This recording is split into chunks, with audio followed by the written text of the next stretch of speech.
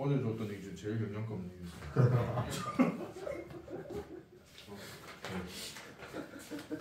맞잖아, 솔직히 맞잖아. 네가 걔까지 그렇지. 예. 아까 내 얘기도 그래도 좀 웃음 나는데 네 얘기는 쌤 얘기 약간 좀 슬픈 거 웃음이 섞여 있잖아. 페이소스. 근데 그것도 맞는데 약간 사이에 불쾌감 나지 않습니까? 불쾌감이 있었다고? 누가? 왜? 다 유쾌했던 거 아이가? 내만 좀 불쾌했던 거 아이가? 내가 불쾌한 기억을 떠올렸으니까. 나는 문제 뭐 근데 뭐 쌤도 이제 결혼했고 다른 사는 아내가 있고 또 뭐 솔직히 이제 지금 얼굴도 기억 안 납니다. 얼굴도 진짜 꿈이 어디 사는지 모르고 생일도 기억 안 나요. 아 기억난다. 왜냐면 생일인데 입대였거든. 그래서 기억날 수밖에 없다. 생일날 내가 입대했어. 또 그때 200일이었어. 200일이자 생일이자 내 입대. 운명이라고 생각했지만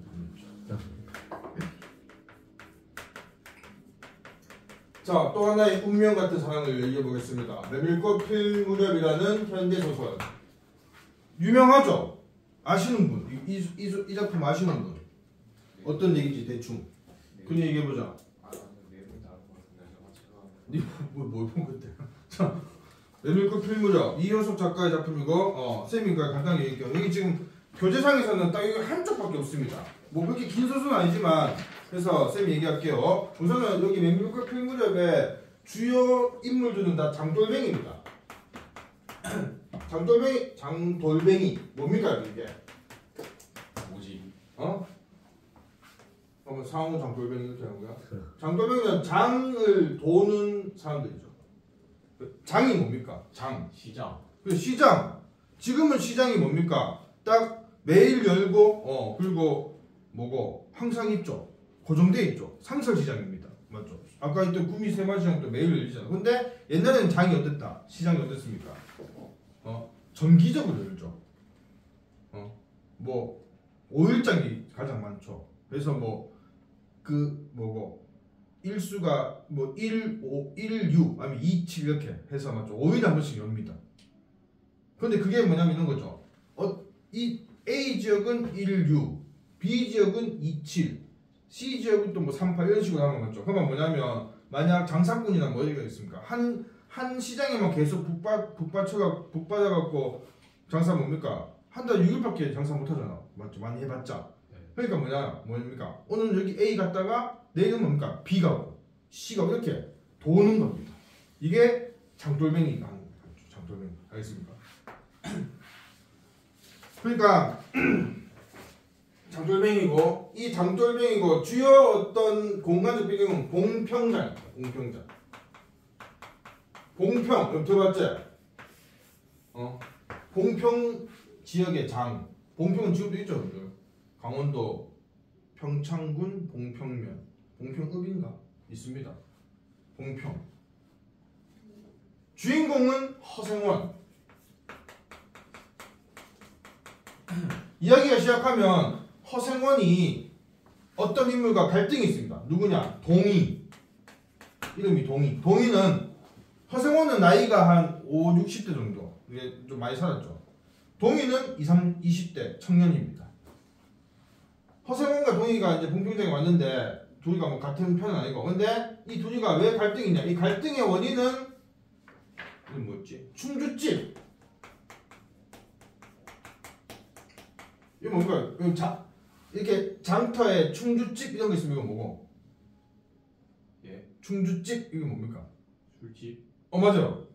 왜 잘 알지? 아이고. 뭐 충주댁 무슨 댁 그러니까 이거는 충주에서 온 여성이 뭐 이렇게 밥 식당을 하거나 아니면 그런 거 뭐고 술집을 하면 이렇게 맞죠. 그 집도 그 식당이나 술집 이름도 이렇고 또 그 사람 불러니까 충주댁 이렇게 얘기하죠, 맞죠? 여기 사극 보면 많잖아, 맞지? 그러니까 충주집.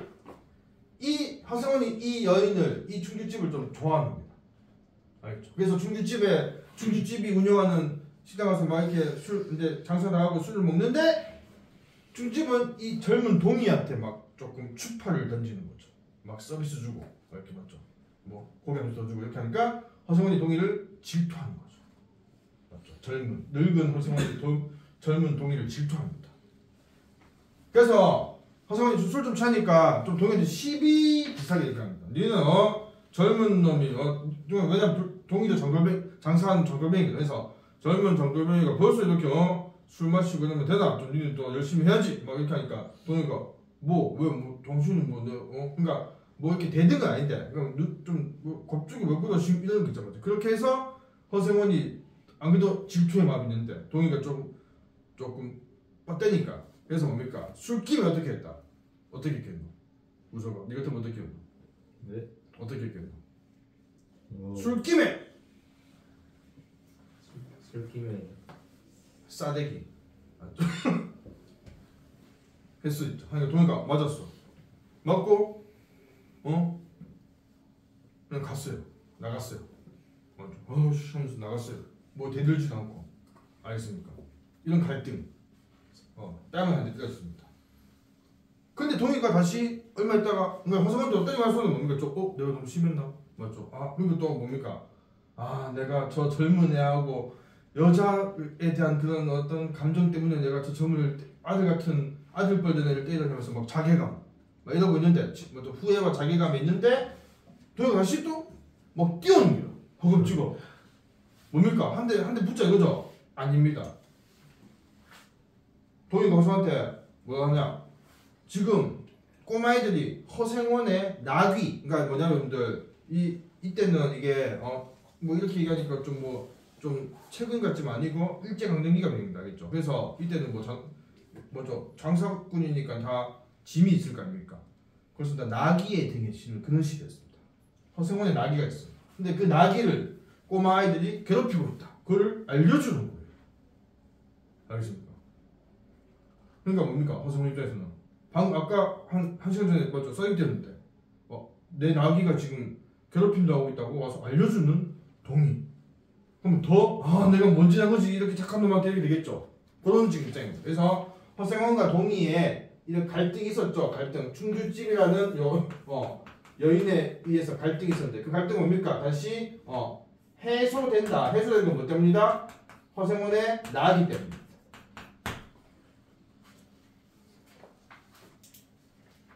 그리고 허생원은 같이 장사하는 파트너가 있습니다. 콤비, 친구, 프렌드, 누구냐? 누구지? 조선달.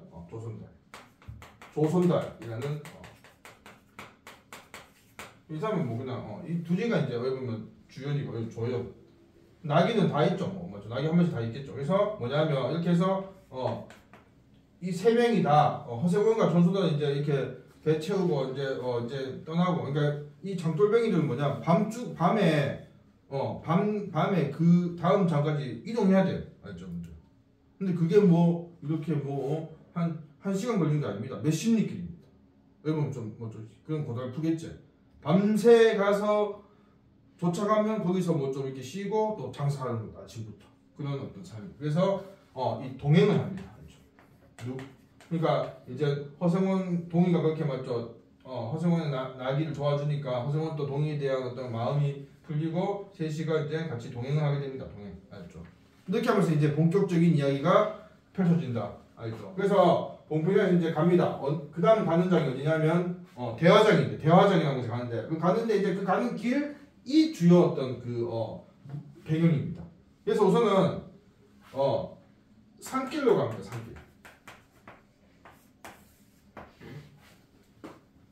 산길로 갈 때 뭐냐니까 산길로 가면 산길은 어떻습니까, 여러분들? 산에 있는 길은 좁겠지? 좁으니까 이렇게 좁으니까 허생원하고 그 다음 조선달하고 동희가 이렇게 줄 서서 가야 됩니다. 넓게 이게 가면 안 되고 이렇게 서로 가야 돼요. 그러니까 뭐냐면 허생원하고 조선달이 두 개가 얘기하고 동희한테 그 얘기가 안 들립니다.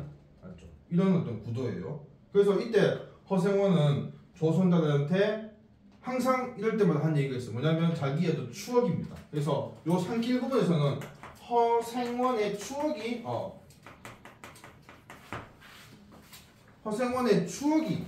맞죠? 여기서 독자에게 전달됩니다. 맞죠? 그리고 이제 교재는 뭐냐면 여러분들 허생원의 추억 부분이 나와 있습니다. 이제 그래서 여기까지만 우선 얘기하고 이제 교재를 잠깐 봅시다. 111쪽. 여기 필기가 좀 복잡합니까? 괜찮죠? 할 수 있겠죠?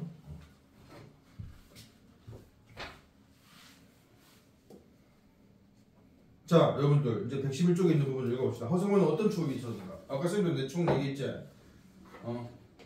쌤 추억보다는 좀 덜 슬프지만 그래도 봅시다. 그렇다고는 하여도 꼭 한 번에 첫일을 이룰 수는 없었다. 뒤에도 처음에도 없는 단 한 번의 개의한 인연. 봉평에 다니기 시작한 젊은 시절이었으나 우선 젊을 때 일. 그것을 생각할 적만은 그것도 3번입니다. 이 그가 이제 허생원이겠죠, 맞죠? 보람을 느꼈다. 달밤이었으나 어떻게 해서 그렇게 됐는지 지금 생각해도 도무지 알 수 없어. 허생원은 오늘 밤도 또 그 이야기를 꺼집어내려는 것이었다. 조선달은 친구가 되는데 귀에 못이 바퀴도 들어왔다. 그러니까 맨날 얘기만 하는 거죠. 왜냐면 이것밖에 없으니까. 그렇다고 실증을 낼 수도 없었으나. 그러니까 이건 뭡니까? 조선달이 허생원을 이해하는 거죠, 맞죠? 아, 이 친구는 이것밖에 안 얘기했구나. 그래서 그러니까 어떻게 보면 좀 이 상대방 이해하는 그런 태도죠. 허생원은 시침을 떼고 되풀이해야 할 때로는 되풀이하고야 말았다. 달밤에는 그런 이야기가 그게 맞거든. 이렇게 맞죠. 그래서 여러분들 여기서 좀 필기하면 이 달밤은 뭡니까? 달밤이라는 이 배경은 뭐다? 이 이야기에서는 이 뭔가 과거 해상의 매개체죠.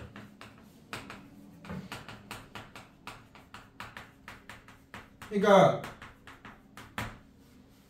좀 이따 얘기하겠지만 허생원이 겪은 추억, 그 과거의 사건도 달밤에 일어난 일이었고, 그러니까 뭡니까? 그 달밤에 일어나니까 달밤을 볼 때는 또 그 추억이 떠오르겠지. 그러니까 이 달밤은 과거 해상의 매개체, 물론 시간적 배경이기도 하죠, 맞죠? 시간적 배경이기도 하고 그렇게 됩니다.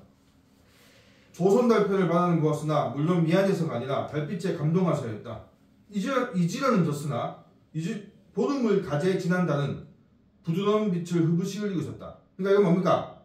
보름달 맞지? 보름달에서 지나면 뭐가 어떻게 됩니까? 달이 보름달 지나면 어떻게 되노? 달이 얇아져요. 얇아진다. 그러니까 조금씩 작아지죠. 그게 이지러지는 겁니다. 알겠죠? 그러니까 보름을 갓 지난 달이죠, 맞죠? 알겠습니다. 가제가 보름을 갓 지난다는 그러니까 달빛이 밝다 이거죠, 맞죠? 물론 보름은 아니지만 맞죠? 아마도 그러니까 음력 15일이 보름인가 봐요. 음력 한 16일, 17일 됐겠지. 대화가 이제 목적지입니다. 70리죠, 맞죠? 그러니까 이게 장난 아닙니다. 70리 여러분들 70리면 1, 2가 몇 킬로입니까? 혹시 아시는 분 있나? 1, 2 0.4km 맞아요. 오, 뭐 저는 혹시 장골뱅인가? 예. 아, 장골뱅이 했죠 아까. 그러니까 28km입니다. 28km. 알죠? 그러니까 보통 이렇게 뭐 건장한 성인 남자가 1시간은 그냥 보통으로 걸으면 한 4km 걷습니다. 그렇기 때문에 그러니까 뭡니까? 28km면 뭐고? 7시간 걸리죠, 맞죠? 그냥 그래도 7시간인데 7시간. 그러니까 근데 뭡니까? 뭐 이렇게 뭐 고개를 둘이나 건너고 개울을 건너고 벌판과 산길을 건너야 되니까 이건 내가 볼 때는 물론 근데 이 장돌뱅이 이 사람들은 뭡니까? 어느 정도 특화됐겠지. 뭐 맨날 이런 생각하니까. 그러니까 뭐 하여간 밤을 꼬박 아마 건너야 되지 않겠습니까? 길은 지금 긴 사다리에 걸려있다.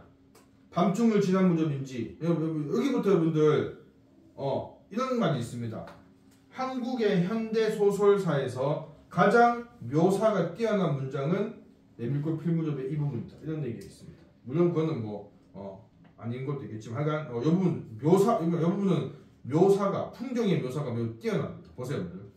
밤중을 지난 무렵인지 죽은 듯이 고요한 속에서 짐승 같은 달의 숨소리가 손에 잡힐 듯이 들리며. 여러분 이런 부분은 사실 시적이죠, 맞죠? 뭐냐면 달을 뭡니까? 숨소리라고 표현했죠. 이건 뭡니까? 이게 그거가 시어되면 뭐죠 이게? 은하기도 하죠, 맞죠? 맞습니다. 그리고 또 하나는 공간감적 심상이 맞죠? 시각적인 심상인 달을 숨소리라고 청각해요. 시각에 청각합니다. 그렇게 적어주세요. 시각에 청각함. 매우 시죠. 짐승 같다는 것도 사실 이것도 직유법이고 하여간 시각적인 어떤 대상을 청각적으로 표현하는 그런 아름다운 묘사가 있다. 결국 그러니까 달빛을 얘기한 거죠, 맞죠? 또 콩포기와 옥수수 잎새가 한층 달에 푸르게 젖었다. 이런 것도 맞죠? 산허리는 온통 메밀밭이어서 이건 메밀 제목도 메밀꽃이지만 메밀은 알다시피 메밀이라는 것이 밀의 한 종류고 여러분들 뭐 냉면이 나왔지 아니면 막국수 족발 먹을 때 나오는 거 있지. 그게 다 메밀입니다. 맞죠? 좀 시커멓게 나오는 거죠. 그러니까 메밀꽃이 있어요. 그 메밀꽃이 무슨 색깔인가? 흰색입니다. 알겠죠? 그래서 보면 산허리는 온통 메밀밭이어서 피기 시작한 꽃이 뭐다? 소금을 뿌린 듯이 흐뭇한 달빛에 숨이 막힐 지경이다. 붉은 대궁이 향기같이 애잔하고 날개들 검도 심하다. 이 문장은 좀 먼저 한 번에 안 읽히는데 이 대궁이 뭐냐면 그러니까 줄기의 강원도 방언이랍니다. 찾아보니까. 그래서 메밀꽃은 하얀데 줄기는 좀 붉은색이에요. 맞죠? 이거는 그러니까 메밀꽃의 붉은 줄기가 향기같이 애잔하고 이것도 아주 감각적 표현이죠, 맞죠? 나기들의 검도 심하다 이렇게.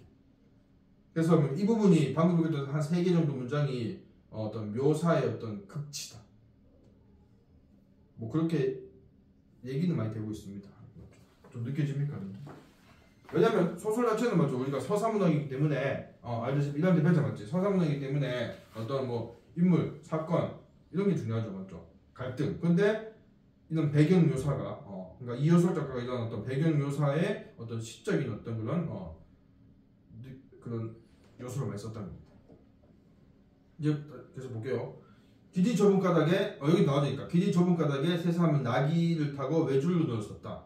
그러니까 산길을 접어드니까 이제 허성원이 이 추억을 이제 본격적으로 얘기하려고 하는데 외줄이 거죠, 맞죠? 그래서 동희에게 허생원의 이야기가 안 들리는 겁니다. 이거니까 여러분들 단순히 이게 뭐 이렇게 하냐면 이게 왜냐하면 사건의 전개에서 필요한 부분입니다. 동희가 허성원의 추억을 미리 알면 안 돼요. 맞죠? 몰라야 됩니다. 그래야 이게 이야기가 뭔가 진행된다. 우선 그러니까 요 외줄이라는 것은 다시 하면 외줄로 선다는 것은 뭡니까? 동희에게 허생원의 이야기가 들리지 않는다는 거죠. 그런 설정이죠.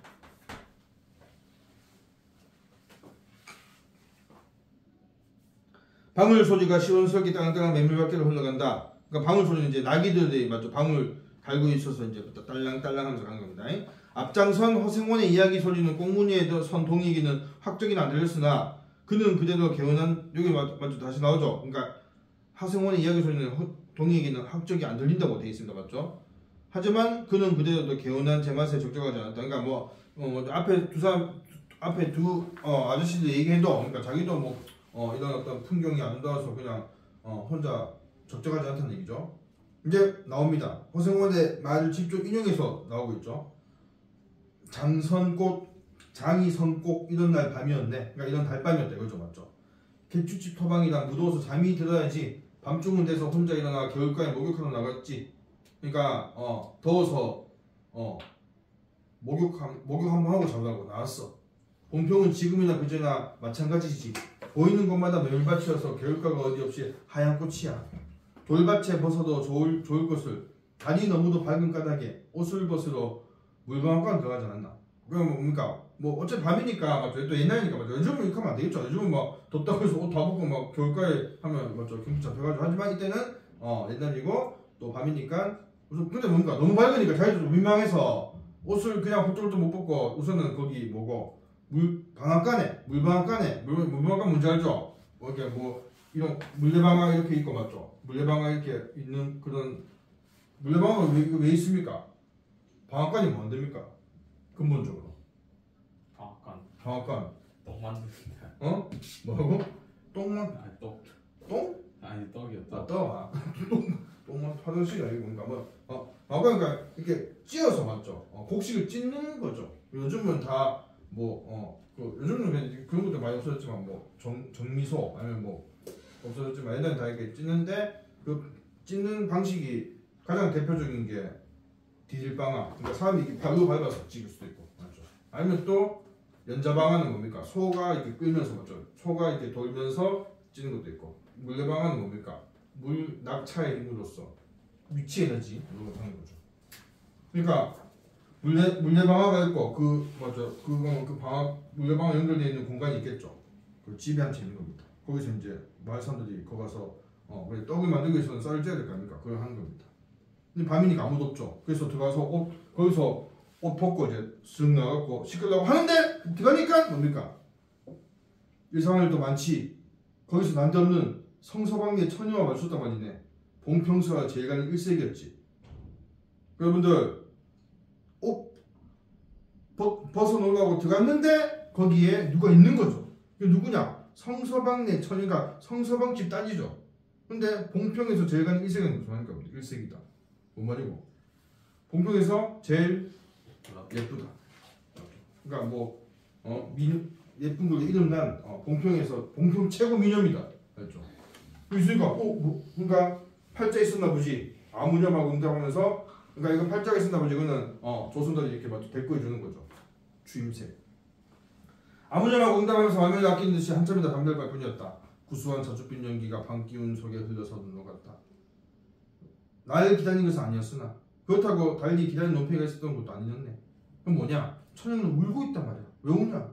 짐작은 되고 있었으나 성서방네는 한창 어려워서 들고 날 판일 때였지. 이거 무슨 말이겠습니까?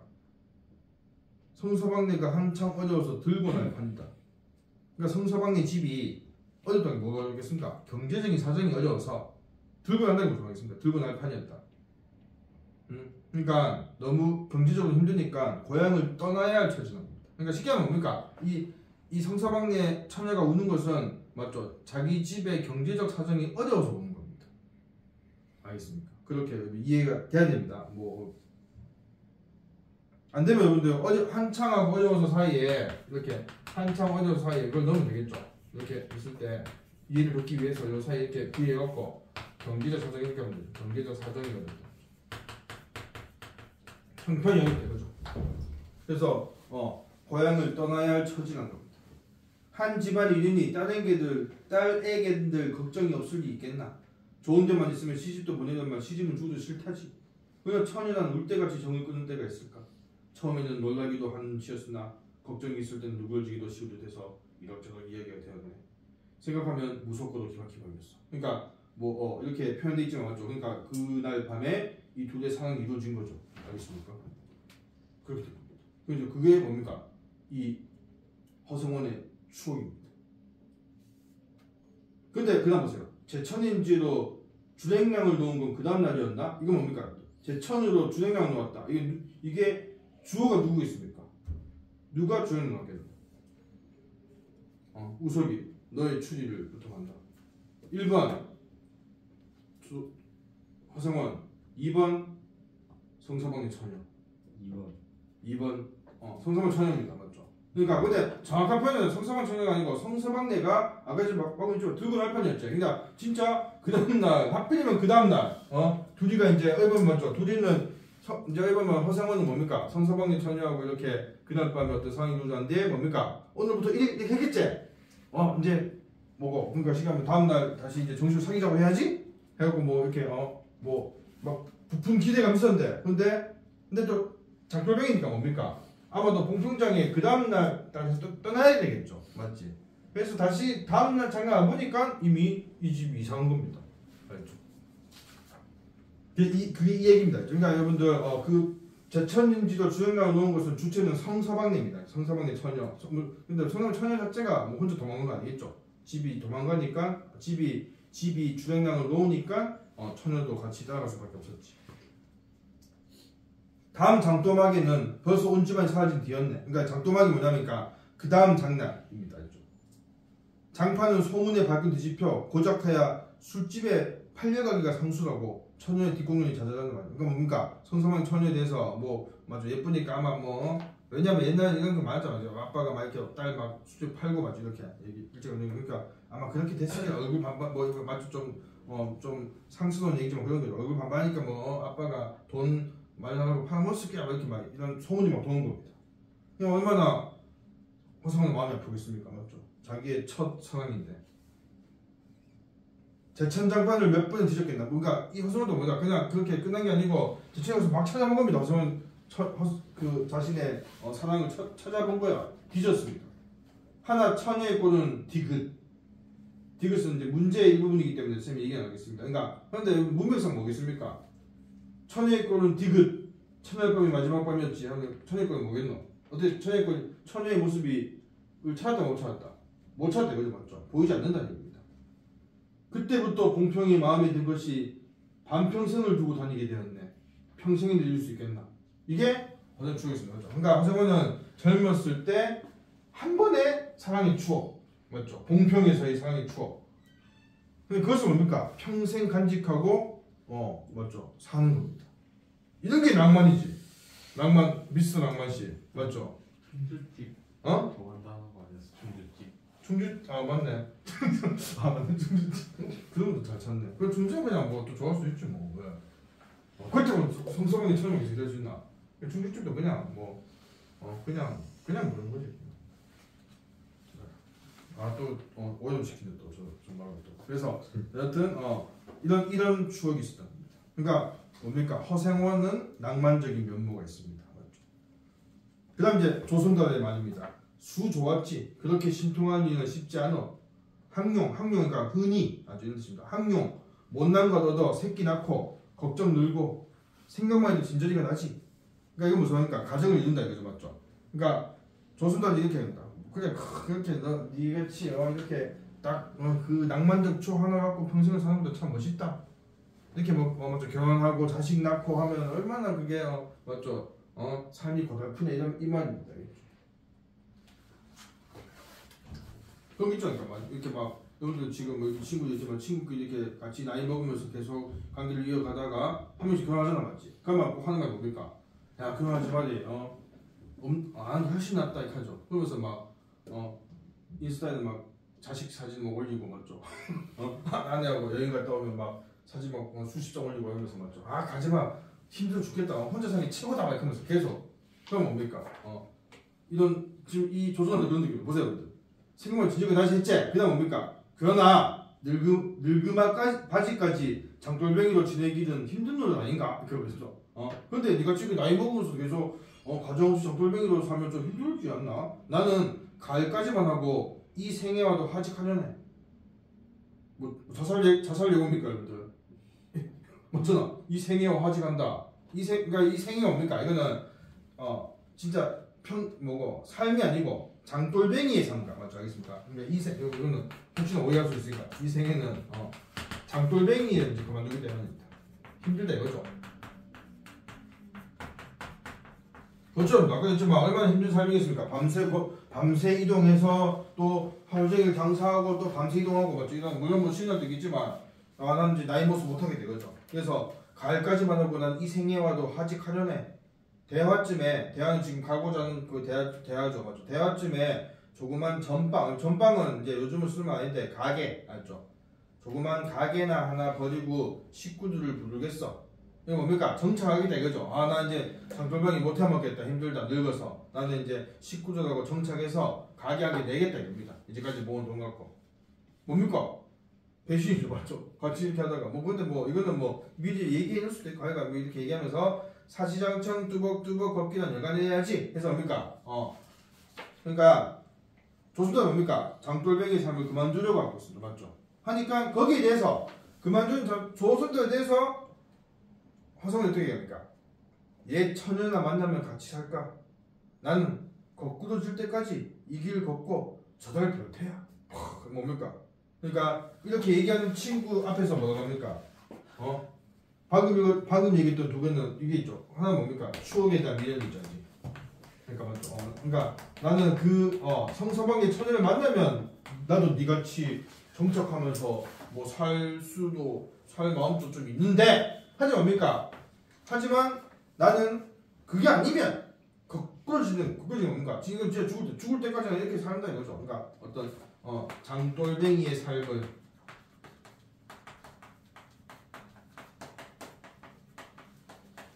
운명으로 수용하는 거죠. 이렇게 살다가 죽을란다 이런 얘기죠. 그래서 마지막 문장은 산길을 벗어난 이 큰 길을 찾았다. 자 이제 뭡니까? 사실 여기서 이제 더 이야기가 있으면 좋은데 끊겼고 큰 길로 벗어납니다. 알죠? 자 그래서 이제 쌤이 얘기할게요. 큰 길로 벗어나서 이제 큰 길이니까 이제 뭡니까? 세 인물이 다 같이 이제 맞죠? 이렇게 나란히 걸을 수 있지.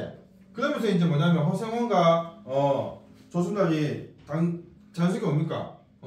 이 동이한테 뭐 동이도 뭐 아마 이렇게 왔다 갔다 하면서 얼굴은 익혔겠지만 이렇게 같이 가는 건 처음이니까 동이한테 뭐 이렇게 막 묻는 거죠. 뭐 부모님은 하면서 이렇게 묻잖아, 맞지? 근데 동이가 이렇게 얘기합니다. 엄마는 제천에 있고요.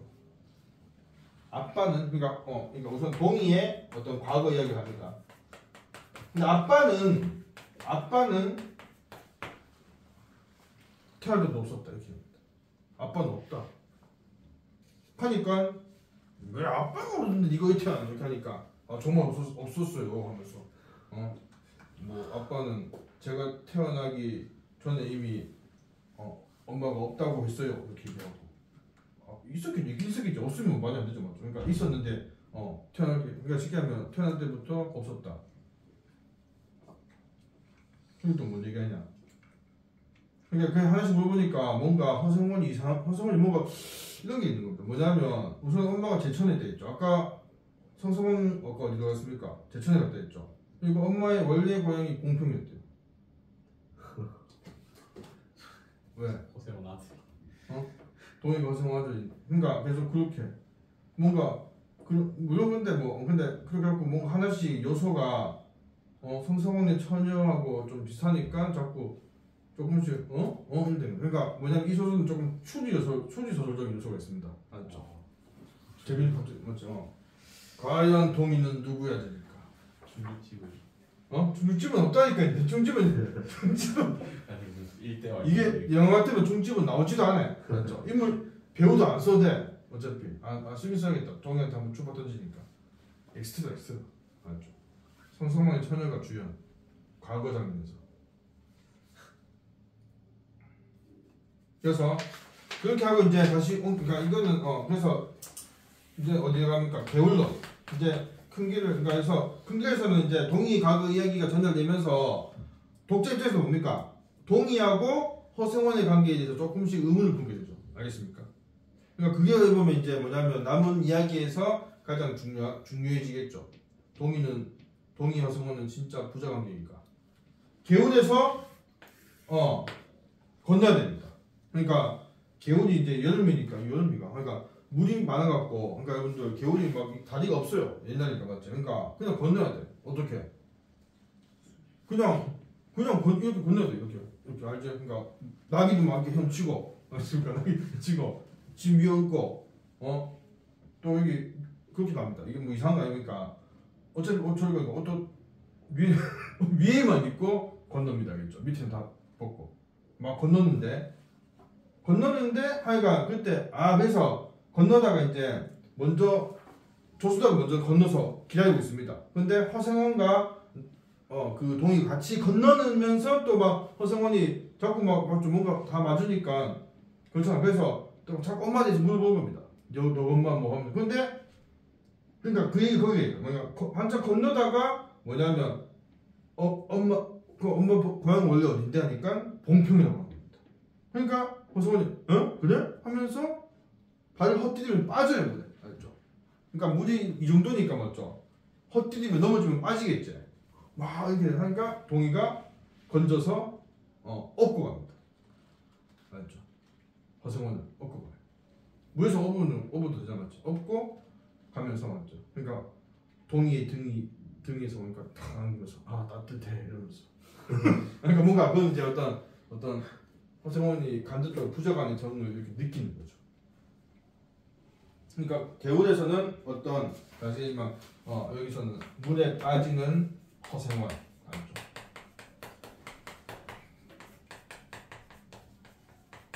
그래서 동이의 등에 업힘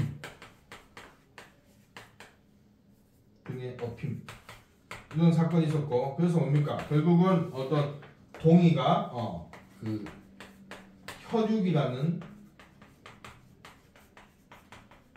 기대를 가진 겁니다. 동이가 지금 막 얘기하는 거 보니까 혹시 동이 엄마가 내 과거의 첫사랑 성서방의 처녀인 것 같기도 한데 하면서 맞죠? 옆에 보니까 또 진짜 아들 같기도 하고 뭐 이런 느낌. 뭐 이거는 맞죠 주관적인 거지만 그래서 뭡니까 이제 교회에서 나오니까 나와서 이제 뭡니까 우선 조선의 논리입니다. 왜 빠지냐고. 이 장돌뱅이 1, 2년 하냐고. 그래서 막 놀리고 그다음 뭡니까? 그래서 이제 이제는 이 대화전 가는 길인데 아직 대화전 그냥 여기서 이제 개헌이 나오면서 계속 끝납니다. 끝나는데 허생원이 그 동희한테 제안을 합니다. 대화전 끝나고 와서 같이 제천전에 가자. 알죠? 그러니까 대화전 끝나고 대화전까지 이야기 이어지지 않습니다. 알죠? 그다음 제천전에 가자. 제천은 유명하죠. 제천은 시잖아. 제천시. 뭐 유명하죠. 제천. 또 유명한 거 없네.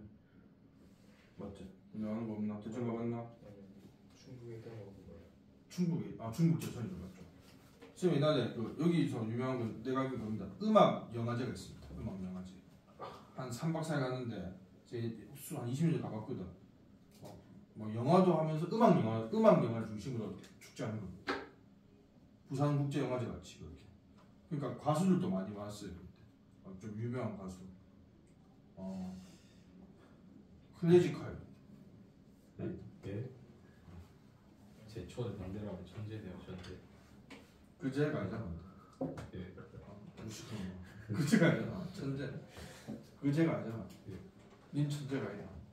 그래서 아직 안 끝났다 그 얘기. 그래서 뭐냐면 마지막에 왜 제천에 가자고 합니까? 제천에 누가 있습니까? 동희의 어머니가 있대요. 거죠. 그래서 확인하고 싶은 거죠. 아까 추리소설 갔다 했지만 근데 여기는 결론 안 납니다. 근데 마지막에 이런 얘기 합니다. 뭐냐면 마지막에 왼손잡이 무슨 말인가? 이렇게 이제 다시 대화장으로 가려고 떠나가는데 동희가 나귀를 모는 채찍이 왼손에 있는 겁니다. 알겠죠? 근데 허생은 또 왼손잡이. 어때? 아빠가 왼손잡이고 아들도 왼손잡이가 그런 과학적인 게 있나? 아니요. 없죠. 이거 문학적인 장치죠. 맞죠? 그러니까 끝까지 안 합니다. 근데 중요한 것은 그러니까 이렇게 해서 마지막 문장이 동희가 왼손잡이인 것이 허생원의 눈에 들어왔다. 이렇게 하면서 끝납니다. 알겠죠? 그러면서 마지막에 다시 길을 떠나는 장면으로 문장이 끝나는 거죠. 그래서 왼손잡이라는 것은. 그러니까 이것도 이제 어떻게 보면 그 하나의 또 요소를 주는 거죠. 장치. 그러니까 사실은 허생원이 동희가 허생원의 아들인 것은 확실시되지 않습니다. 이 소설에서. 알겠죠? 다만 뭡니까? 이 소설이 아들 찾기입니까? 막장 드라마도 아니고 그건 뭡니까? 낭만이죠. 이렇게 진짜 그렇습니다. 이 작품은 어떤 순수한 그런 인물에 허생원이라는 인물은 맞죠. 평생 그 한 번의 추억을 갖고 살아가고 있죠. 그러니까 이런 사람한테 이렇게 또 그런 낭만적인 그런 삶에서 마지막에 또 설렘이 나타나. 설렘의 그런 순간이 올 수도 있다는 거죠. 그런 얘기입니다. 이 작품은 이렇게 사회 비판적이거나 맞지? 그런 심오한 주제가 아니고 그리고 또 아까 이제 표현했잖아요. 그러니까 아름다운 자연을 묘사하고 있죠. 이런 것이 어떤 인간의 낭만적 삶과 관계가 있다는 거죠. 실제 봉평에 가면 평창이죠. 평창군에 가면 이호송 문학관이 있고 거기 주인은 다 뭐겠습니까? 무슨 밭이겠노? 메밀꽃 밭이고 알죠? 그래서 여름에 가면 봄 여름 가면 메밀꽃 있고 물레방앗간도 있습니다. 실제 당국 있겠죠. 그래서 아주 관광지로서 유명합니다. 메밀국수도 먹을 수 있고 한번 가보세요. 3월달에 평창 갈 건데 여기는 안 갈 겁니다. 그래서 이렇게 한번 봤고요. 오케이. 요거 정도 보고 다음 주에 문제 푸는 것 같습니다. 그 다음에 한 개 더 볼게요. 아직 재밌지. 자, 그 다음에 시 한 편입니다. 현대시 115쪽 보세요.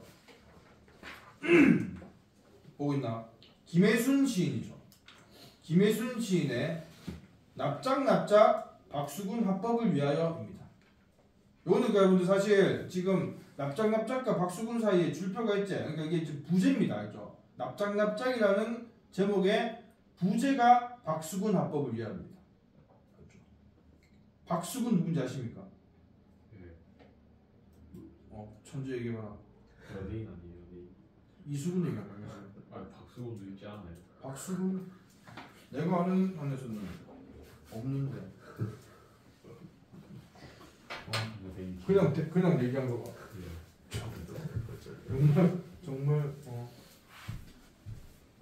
아 옛날에 박수근 아 이거 김혜순 씨 남편 아니에요? 김혜순. 어? 김혜순 씨 남편 아니에요? 이제 니는 발언권이 없다. 수업을 너무 혼탁하게 가지고 있다.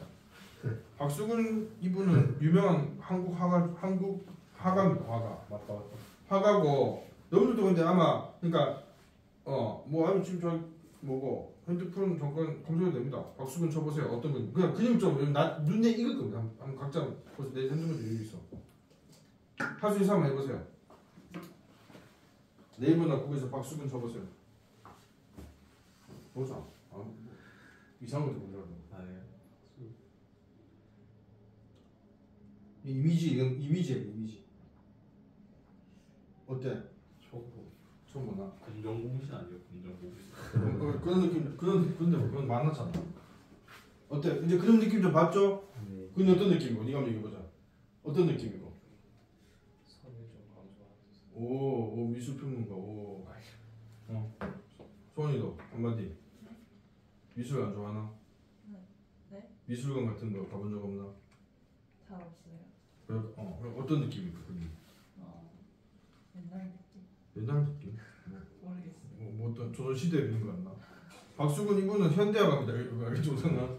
근데 난 솔직히 이런 느낌인데 좀 쉽게 그린다 이거. 맞잖아. 그냥 띡띡띡띡 이래 맞죠? 사람도 그냥 이렇게 나도 볼 수 있다. 뭐 이렇게 해갖고 맞죠? 뭐 이렇게. 아니네. 군뱅이 아니에요? 군뱅이. 안돼 사람인데. 또 박수근 합법은 박수근의 합법을 얘기하는 겁니다. 맞죠? 어떤 합법인 것 같습니까? 이 합법이니까 이런 겁니다.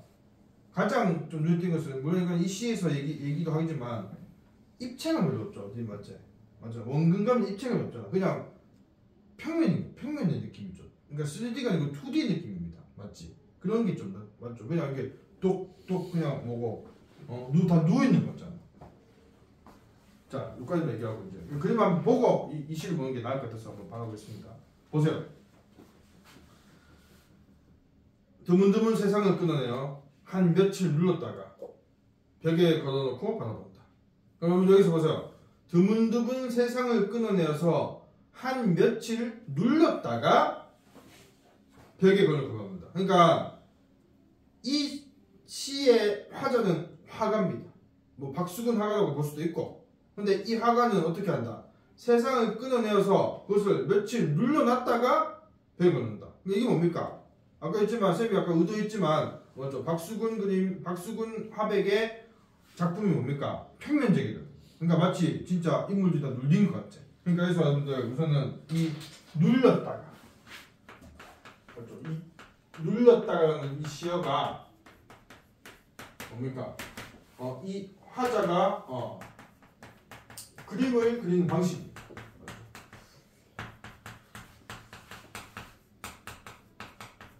어떻게 보면 박수근 합법이지. 박수근 합법. 우리가 그림을 본다면 좀 이런 걸 느낄 수 있죠. 그래서 좀 더 얘기가 뭡니까? 여기 하면 어떤 그 입체적인 대상을 좀 평면적으로 표현한다는 특징이 있죠. 이렇게 정리할 수 있습니다.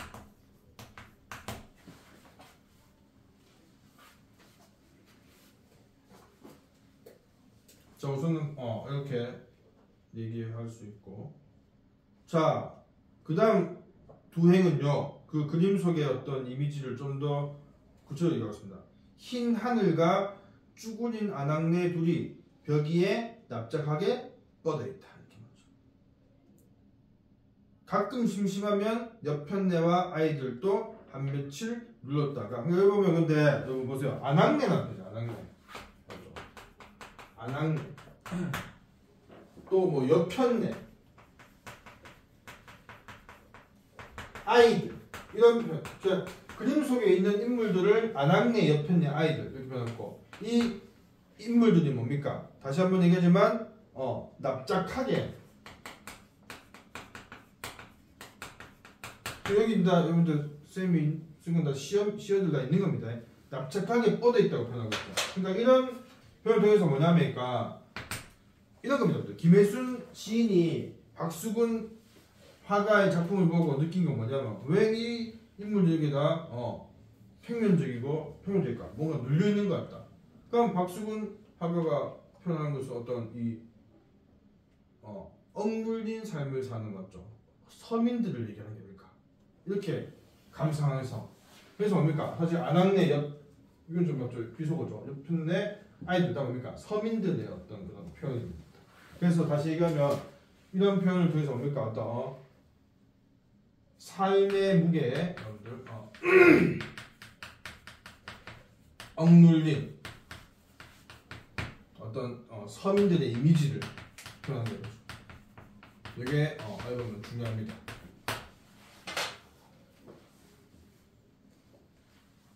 그러니까 이 시의 화자가 이렇게 맞죠? 납작하게 눌려서 그림을 그린 의도는 뭡니까? 서민 삶의 무게에 억눌린 서민들을 그린 거예요. 알겠죠? 맞죠? 무슨 말인지 알겠죠? 그냥 이제 보세요. 그러니까 그렇게 보세요. 가끔 심심하면 옆에 내 아이들도 한 며칠 놀다가 벽에 붙여놓고 그다음 뭡니까? 질문을 하죠. 뭐라고 합니까? 하나님 보시기 어떻습니까? 조심스럽게 물어본다. 그러니까 자 이런 그림을 그려놓고 이 시 안의 화자는 신에게 맞죠? 이렇게 이런 그림을 보니까 어떠냐고 묻고 있죠. 이건 어떤 의도겠습니까, 여러분들?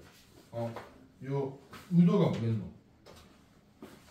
하나님 보시기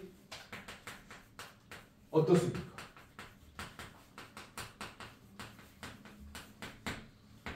이런 의도겠죠. 그러니까 하느님은 뭡니까? 뭐 이게 꼭 특정 종교의 뭐 신이라 그러니까 신이 이 세상을 만들었잖아. 근데 당신이 만든 세상을 내가 보니까 이런 억눌려 사는 사람들이 많은 것 같다. 이거 어떠냐는 거죠. 우리가 보통 맞죠? 종교적인 어떤 존재 신한테 얘기할 때 이런 말 말씀드리죠. 그러니까 신이 그렇게 완벽하고 맞죠? 전지전능한데 왜 세상을 이뤘냐? 이렇게 많이 우리가 맞죠? 대묻잖아. 종교를 안 믿는 사람들이 보통 그렇게 종교에서 얘기하면 그거 맞다면 왜 우리는 이렇게 살고 있지? 하면 또 뭡니까? 여기 종교 없다 해주다. 4명 다 있다 했겠나 누가? 불교였겠지? 아이가? 니가 불교는 뭐 이렇게 맞죠? 뭐 민감하게 얘기 아니까 그러니까 보통 이런 거 하면 뭔가 신의 뜻이라고 하죠. 이런 것도 다 이렇게 된 것도 다 신의 뜻이다 이렇게 얘기하죠. 그러니까 다시 얘기하면 뭡니까? 이거는 부당한 현실에 항변하기 위한 그런 선의적 표현을 사용하면서 그러니까 이게 보면 화제의 어떤 시인의 의도겠죠. 그래서 다시 얘기하면 서민들의 어떤 고달픈 삶에 대한 서민들의 고달픈 현실에 대한 비판의 의도가 있는 겁니다.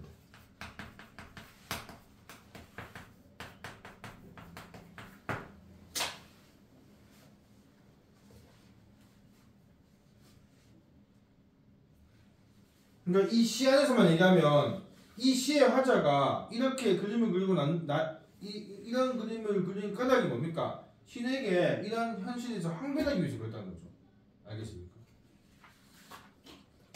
2연 보겠습니다. 발바닥도 없이 서성서성, 입술도 없이 슬그머니, 표정도 없이 슬그머니 그렇게 웃고 나서 이거는 그러니까 뭐냐면 그림 속 인물들을 좀 더 구체적으로 아까 여러분들 그림 본 기억을 더듬으면 인물들 얼굴이 없죠? 맞지? 뭐 그렇게 자세히 못 봐주지만 근데 보면 인물들의 어떤 팔다리나 얼굴이 구체적으로 나타나지 않습니다. 특히 얼굴의 표정은 진짜 없어요. 눈, 코, 입이 없는 그림이 많습니다.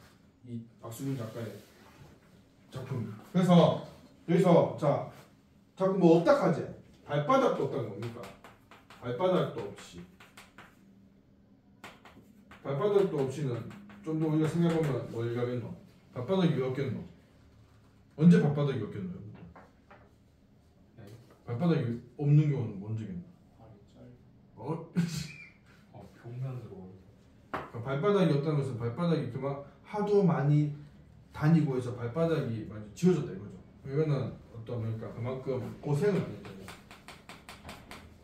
고생을 많이 한 모습을 발자리도 너무 무섭고 그러니까 발바닥에 그런 발바닥이 다 이렇게 뭐가 하서 곳곳에서 발바닥 그러니까 이거 뭐 그런 거 있잖아. 막 힘든 일 하시는 분 보면 지문이 없다 하잖아, 맞지? 그런 것처럼. 근데 맞아, 분풀하는 거지. 지문이 없어지고 있잖아. 그럼 지문 다시 생깁니다. 사실 그 일 안 하면 또 지문 또 재생돼요. 그다음 입술 떠는 거예요. 입술 없으면 뭐야 됩니까? 네. 입술이 없다. 말 못하죠. 그렇죠. 이건 뭡니까? 그럼 언제 말이 없겠습니까? 이렇게 여러분들 그렇잖아. 지금 이렇게 다 잘 얘기해주고 있지만 만약 그날 어떤 날 너무 힘들고 오늘 너무 힘들었어. 그럼 뭡니까? 막 말 걸어도 말하기 싫잖아. 그런 적도 있죠. 여러분들 다행히 다 착해서 그렇게 하지 않지만 어떤 학생은 보면 이렇게 수업하다 보면 어떤 학생은 뭐 말 시켜도 막 말도 안 하고 이런 날도 있습니다. 그러면 선생님도 왜 말하는데 무시 이렇게 안 하죠. 뭐 힘든가 보다 이렇게 하지만 니 그거 만들었어. 네. 니는 아까 그거 봤지 아까 그 뭐고 허생원이 동희한테 처음에 하는 거 봤지?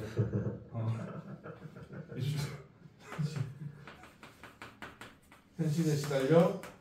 그러니까 보통 평소 이미지가 중요한 겁니다. 그렇죠? 말이 없음, 말이 없는 어떤 그런 모습, 그렇죠? 그러니까 말할 여유가 없는 삶이죠. 그럼 이것도 비슷하죠. 표정도 없다는 건 뭐겠습니까? 표정이 없으면 뭡니까? 뭐 표정이지. 그럼 뭡니까? 감정을 잃고 어둡게 살아요.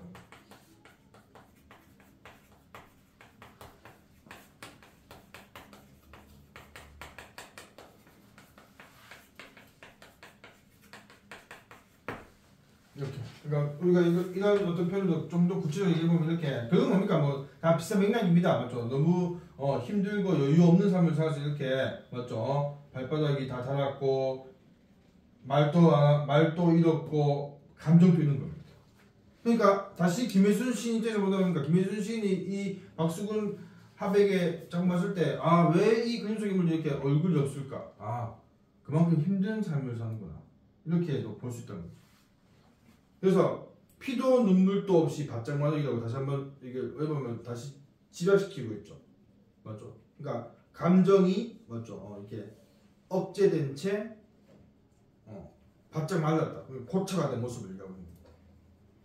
알겠죠? 다 이거는 어떤 그러니까 그 그림 속 인물들의 어떤 그런 모습을 얘기하는 거고.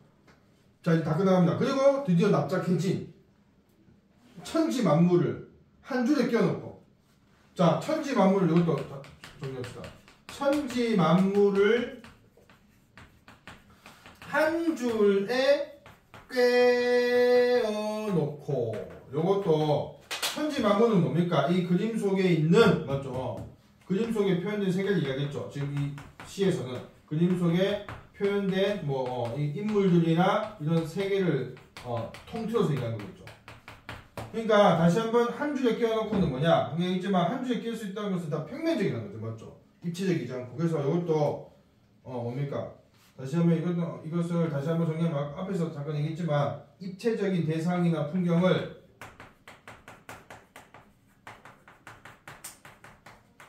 그림 보이나? 안 보이죠? 입체적인 대상이나 풍경을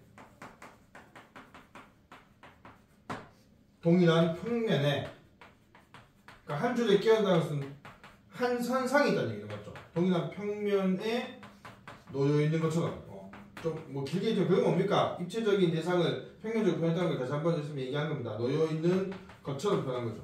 이렇게 좀 정리합시다.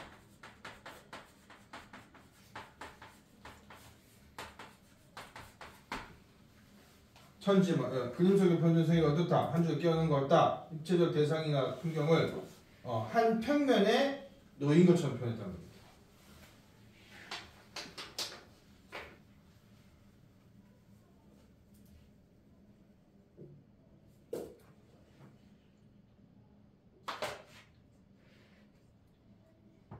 가히 없이 한없이 펄렁펄렁.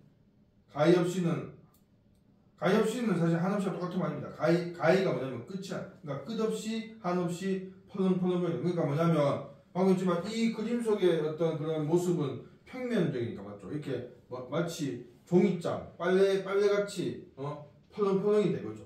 평면이니까. 근데 이 펄렁펄렁한 것도 뭡니까? 여러분들 펄렁펄렁이는 것은 뭔가 어떤 느낌이고, 만약 이 그림 속에 어떤 이런 인물들이나 세계가 평면으로 있다면 네. 가만히 있는 게 더 평화롭겠지. 계속 이렇게 펄렁이다 뭡니까? 바람이 계속 분다는 거니까. 그러니까 이것도 어떤 뭡니까?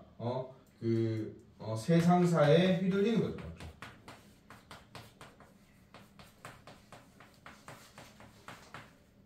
그러니까 삶이 평탄하지 않다는 거죠. 휘둘리는 어떤 그런 이미지를 표현했다고 볼 수도 있죠. 그러니까 이 그림 속의 인물들은 납작하게 눌려 있는 것에 있는 것만 그치는 게 아니고 또 계속 흔들리는 겁니다. 세상 이 세파에 흔들리는 겁니다. 여러분도 느끼잖아요. 맞죠? 그냥 이렇게 사실 학교 다니고 하나도 힘들지만 그래도 좀 별일이 안 터지고 하루하루 그냥 이렇게 좀 예상대로 갔으면 좋겠는데 근데 맞죠? 일이 터지고 이러면 맞죠? 그러면 힘들잖아요. 자꾸 휘둘리는 거예요.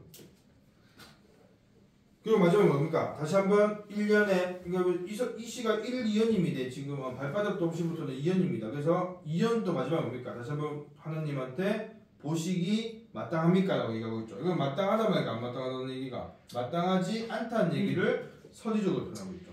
서리적 표현을 통해서 마땅하지 않음을 강조하고 있는 겁니다. 그러니까 다시 한번 뭡니까? 이렇게 보통 사람들이 힘들게 살아가는 이 세상이 마땅하지 않다라는 것을 다시 한번 얘기하는 거죠.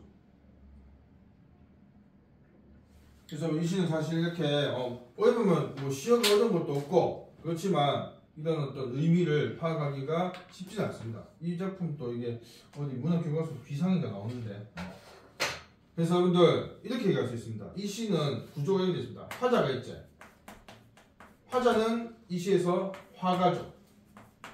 이거 화자 화가입니다. 똑같이 화자 화가. 화자가 이 시에서 그림을 그리는 맞지? 그래서 이 그림을 그리는 의도는 뭡니까? 이 그림은 납작하고 펄렁펄렁하잖아. 이건 뭡니까? 화자가 화가인 화자가 그림을 그리는 의도는 서민들의 고달픈 삶을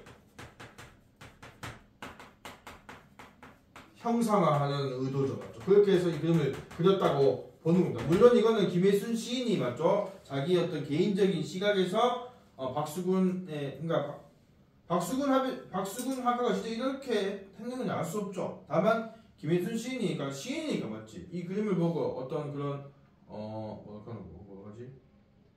영감을 얻어서 맞지. 영감을 얻어서 이런 시를 지은 겁니다. 박수근 화백이 진짜 이러냐 아니냐 이건 중요한 게 아니죠. 이 그림을 통해서 만약 이런 그림을 그린 화가가 있다면 이런 마음으로 그리지 않았을까라고 한번 연상해보는 거죠.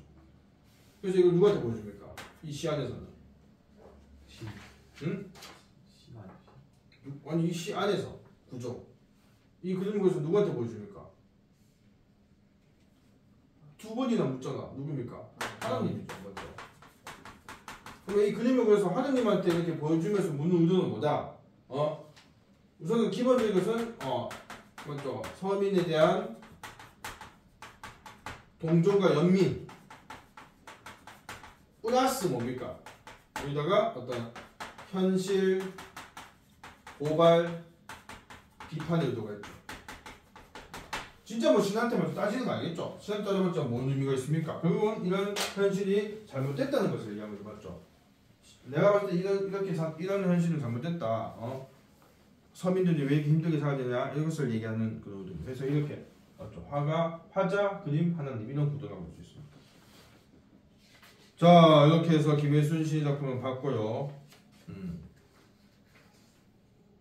그러니까 실제 이거는 TMI지만 김혜순 시인이 실제 어떤 특정 작품을 보고 이 시를 지었답니다. 맞죠? 새 여인이라고 해서 그러니까 아이를 얻고 이렇게 여인이 나무 옆에 서 있는 그런 그림이 있대요. 그 그림을 보고 아까 검사할 때 그림 본 사람도 있을 겁니다. 그 그림을 보고 지었다. 자, 그다음 잠깐만요. 그다음에 또 모의고사에서 아까 보니까 좀 많이 틀린 게 아까 뭐였지?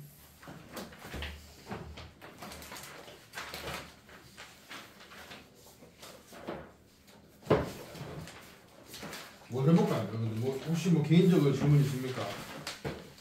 이번 10회가 뭐 얼마 안 써도 되겠지만 1등 커트라인 가장 낮죠? 맞죠? 아까 이게 이 10회가 커트라인이 76인가 뭐 그랬었거든요. 맞죠? 그럴 겁니다. 그러니까 이게 1등 커트라인이 낮다는 소리, 이만큼 어려웠다는 거죠, 학생들한테. 그러니까 이 시험은 가장 난이도가 11개 중에서 가장 난이도가 어렵게 학생한테 풀렸던 시험입니다. 그 당시에. 그래서 뭐 여러분들 질문이 하고도 아마 있을 것 같은데.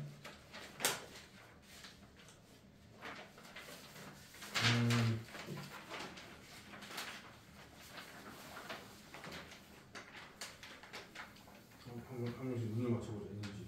없나? 15번. 15번. 오.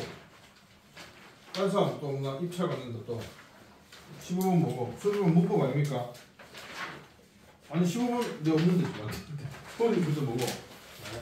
15번은 뭔데? 이게 자, 내 지금 여기 복사한 데서 두 문제가 없다. 선생님 잠깐만요.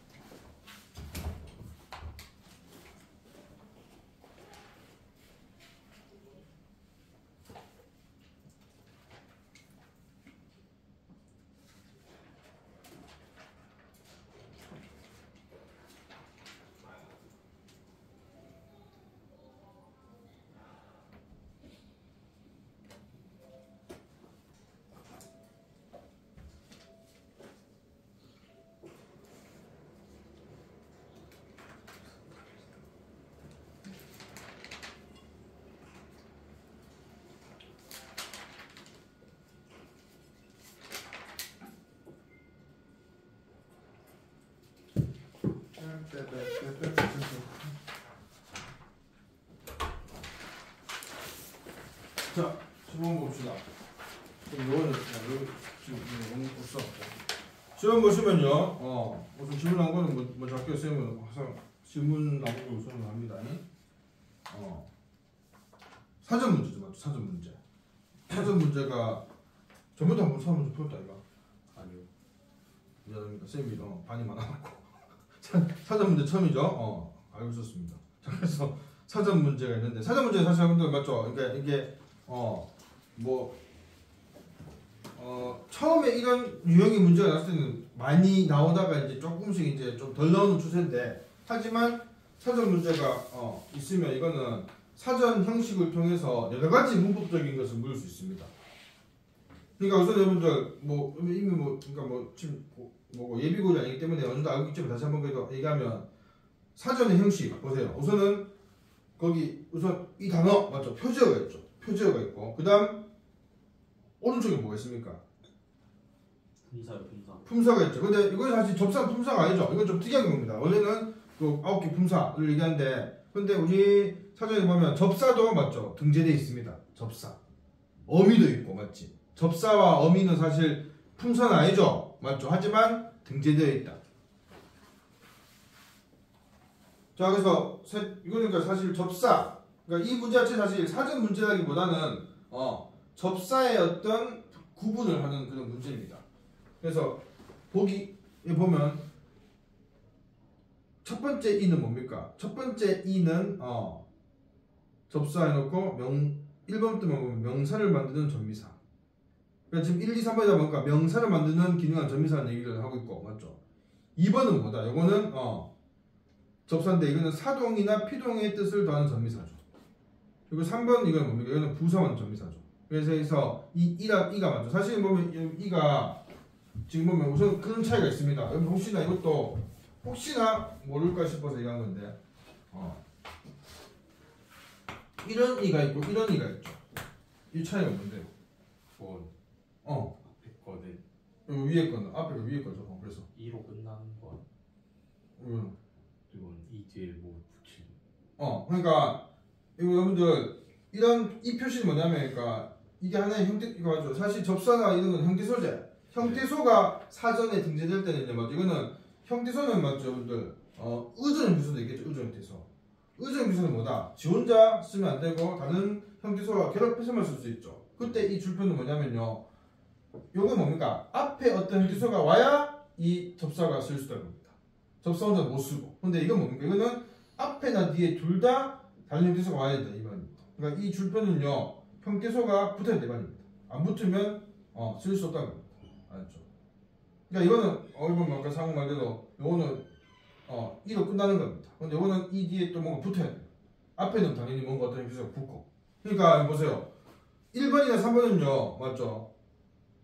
거기 몇몇 예를 보면 길이, 높이 이렇게 끝나죠 맞지? 다 끝나지? 2로 끝나죠. 3번도 그렇고 깊숙이, 수북이. 근데 2번은 뭡니까? 말다시피 사동, 피동, 전미사는 뭐다? 앞에는 뭐가 해야 됩니까 보통? 만약 보이다 하면 뭡니까? 보이다 있으면 이거는 이가 이제 뭐고 피동, 전미사제. 그러면 이 보는 뭡니까? 보는 뭐고? 요거는 보다라는 동사의 어간이자 또 여기서는 그러니까 이거는 어간이면서 또 어근이기도 하죠. 이라는 피동 전미사가 붙는 어근이기도 합니다. 그럼 이 단은 뭡니까 이거는? 이건 뭐고? 이거는 엄한 어미죠, 맞죠? 어미입니다. 이게 어미고 이건 접사예요.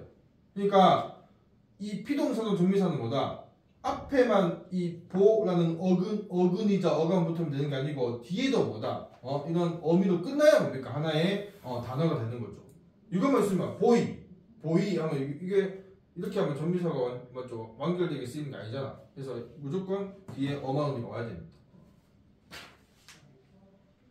그래서 우선 문제 보고 하고 자 이거 선택지 1번 뚱뚱이의 이는 2013으로 볼 수 있다. 자 여러분들 1013 봅시다. 몇몇 명사 어근 의성 의태어 뒤에 붙어서 사람 또는 사물을 뜻하는 뜻을 더하고 명사를 만든 전미사입니다. 그리고 좀 1번이 뭡니까? 뚱뚱하면 그러면 뭘 판단합니까? 이게 1번이 맞냐 아니냐는 뭡니까? 뚱뚱이 뭡니까? 명사 어근 의성 의태어 중에 하나면 되겠죠. 뭔데? 그걸 판단해야겠죠. 의태어 아니에요? 응? 명사 어근 의성어 의태어죠. 이거는 쌤이 알고 이거는 뚱뚱 어근인데 왜냐하면 보세요. 만약 뚱뚱이 의성 의태어면요 이게 그러니까 의성 의태어면 이거는 부사하는 겁니다. 맞죠? 그러니까 만약 예를 들면 거기 있지만 거기 위에 보세요. 딸랑은 여기 이게 딸랑이라는 맞죠? 의성어죠 있죠. 그러니까 만약 뭐 봉이 딸랑 울린다 이렇게 해서 맞죠? 딸랑이라는 이것이 어떤 하나의 뭡니까? 그 의태어 부사로서 뒤에 딸랑 울린다 꾸며야 됩니다. 맞죠? 근데 똑똑은 뭡니까? 똑똑이 여러분들 그러니까 물이 똑똑인데 그 똑똑이 아니죠? 똑똑하다 똑똑이 맞죠? 그러니까 이런 겁니다. 똑똑하다나 뭐죠? 똑똑하다. 뚱뚱도 뭔가 뚱뚱하다 맞지? 이렇게 쓰잖아. 그러면 이 하다가 뭔지 아십니까? 하다를 뭐라고 알고 있습니까? 뚱뚱하다, 똑똑하다. 이거 맞죠? 뭐 생각하다, 맞죠? 이렇게 행복하다 할 때 하다는 뭡니까? 이거니까 우리가 그냥 이걸 보고 합성어 어근다 이거 보면 안 됩니다. 이 하다는 일단 이거는 접사예요. 알죠? 뭐냐니까 이 하다가 물론 하다 자체가 단적으로 쓰는 거죠. 뭐 공부를 하다하면 맞죠? 공부를 하다하면 이 하다는 맞죠? 하나의 어근이죠. 맞죠? 동사 아니에요, 동사.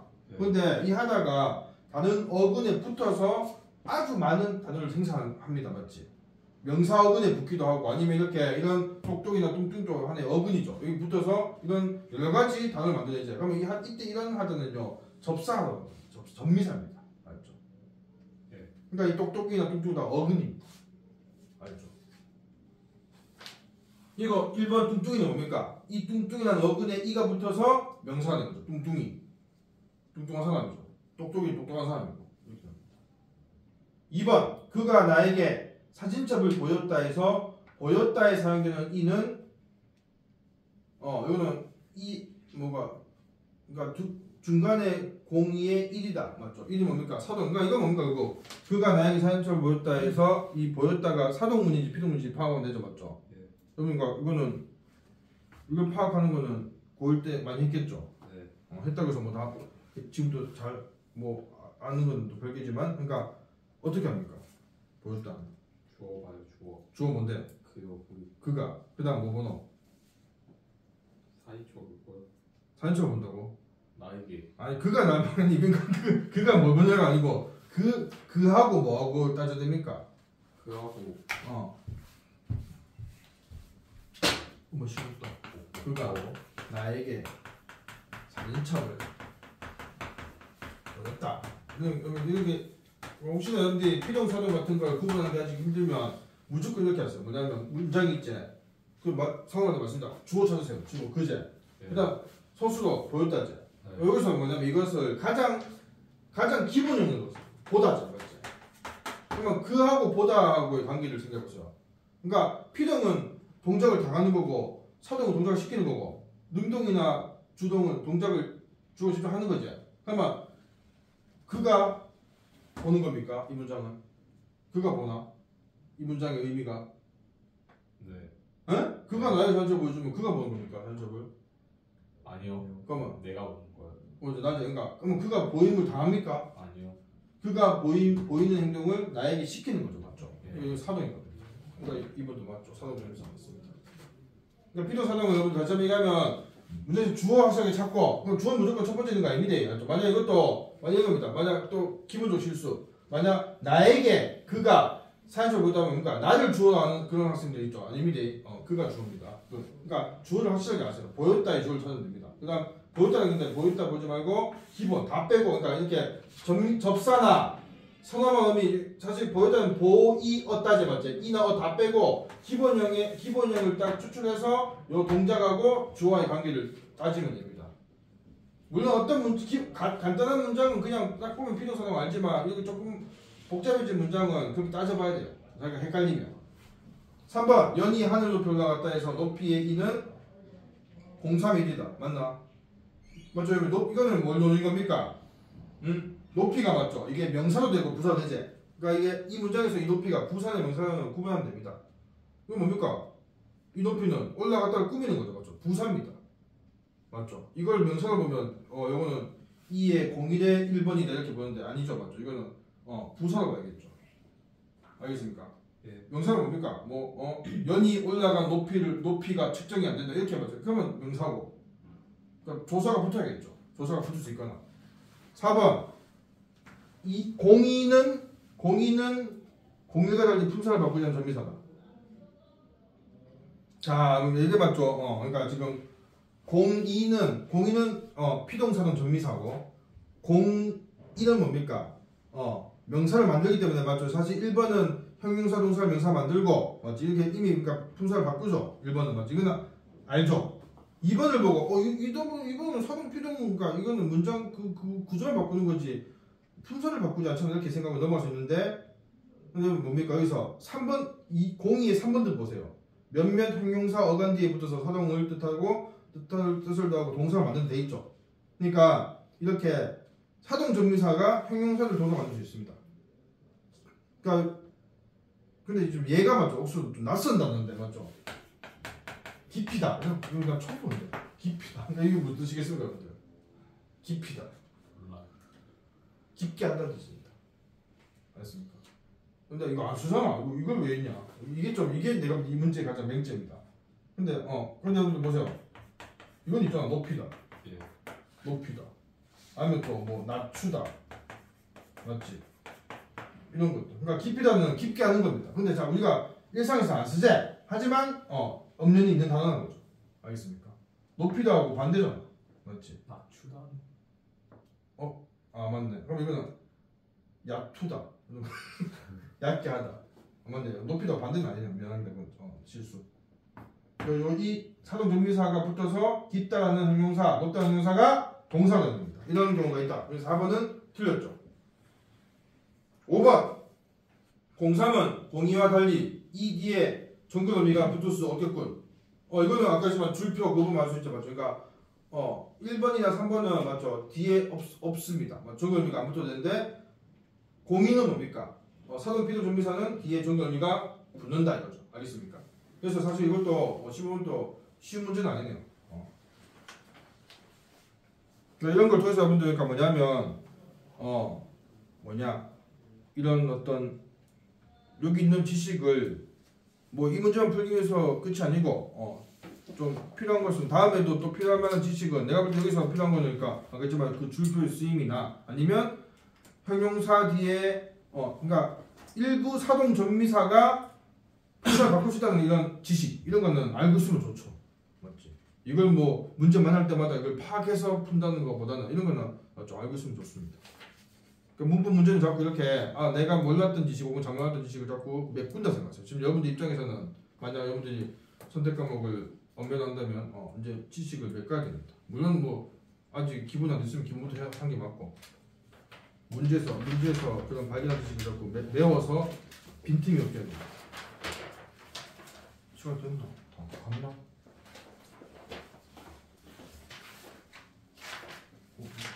무서운데 떠서 맞았는데. 자 여러분들 여기까지 하고 숙제를